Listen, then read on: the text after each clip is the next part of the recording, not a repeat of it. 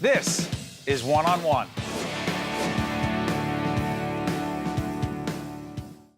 Hi, Steve Adubato here at Kessler Foundation.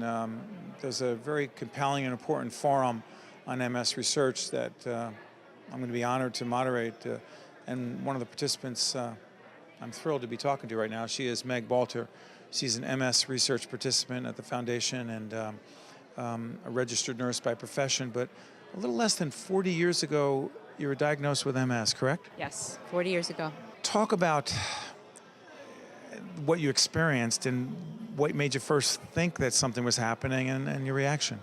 Okay, I was a nurse in a med-surg unit at the hospital, and I was walking downstairs, and one foot was not going in front of the other anymore. I'm like, it should be something you just run down the stairs and not think about. But I had to think about walking down the stairs. And then I was playing tennis with my future husband, and my left leg went numb. And I started thinking that it was something that I did with my back, moving patients, and I went to see an orthopedist. And he said, no, you need to go see a neurologist, and that's when I was diagnosed. But 40 years ago, being diagnosed was a little bit more difficult than it is today. It was a little bit more medieval. So let me ask you this, because we've been talking to a lot of folks about how it's impacted their lives. And so you had this career as a nurse. Did you continue working? I did, for as long as I could, but my legs pretty much gave out on me. I was on crutches, sleeping in leg splints. The more I worked, the harder I tried, the weaker I got. So my husband and I did some research, and I backed off, and I did rest, exercise, and diet. And those three things helped me get more equalized, and I stayed with that. And I did some private duty nursing. I tried to stay in it, but then I was signing my name backwards a little bit, and numbers were getting mixed up. So given meds, that's not such a good idea. So that was that. Meg, when did you decide that you were going to participate in research? Okay, we were living in Essex County, and my youngest was about 8 years old. And I was interested in research, and I was looking for something to do with my nursing background. So I found Kessler, and I started doing that 17 years ago, and came up through the ranks. I've done many studies with them, and I've learned so much from them. So talk about that. It's me. I'm sorry for interrupting. For a lot of people, I imagine, a lot of people watching right now, they might say, well, I've heard of these studies, but I don't really know what it means to participate in a study. Describe for folks what it really means. Okay, yeah, I even asked my brother, why wouldn't you participate? He has MS also. He goes, well, I wouldn't do that. I'm afraid. What do I need to do? It's nothing. You just come be yourself, and they're so great. They're so warm and friendly. They make you feel like you're in your own living room, but they're testing you without you even knowing. They're looking for things, but something that you can just give them. There's nothing you can think about. You just do it. But it's more than that in this sense.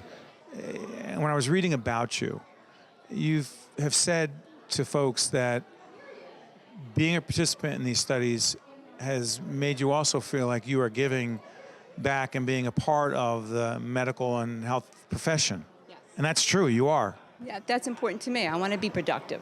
And 40 years ago, my nursing was gone, so my profession was gone. And we did have 3 children, which is wonderful, but then I wanted to do more. I wanted to be involved in the research and be part of it. But the other thing that's fascinating to me about you is you obviously have this incredibly positive attitude. You continue to live a really productive life and the best way you can. But that positive attitude, where does that come from, and how have you maintained it? A deep faith in God. Surrounded by a wonderful family. My husband is a pharmacist. He's the most supporting man. I mean, he knew me when we were dating, and he went through this whole mess with me. And my family. I have 6 brothers and sisters and my 3 sons. They're wonderful, and they've always been supportive. Even when they were little and they didn't understand when I had to go rest, they just let me do it. And then I got up and went back to doing what I was doing. So everybody's been very supportive of me, and that makes me happy, and it's all good.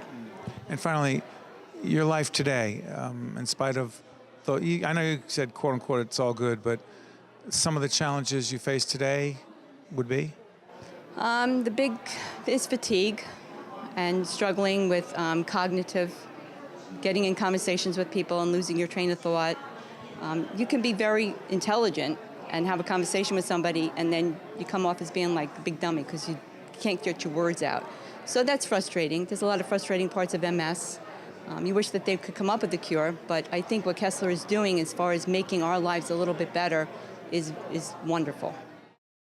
One-on-One with Steve Adubato has been a production of the Caucus Educational Corporation, celebrating over 25 years of broadcast excellence.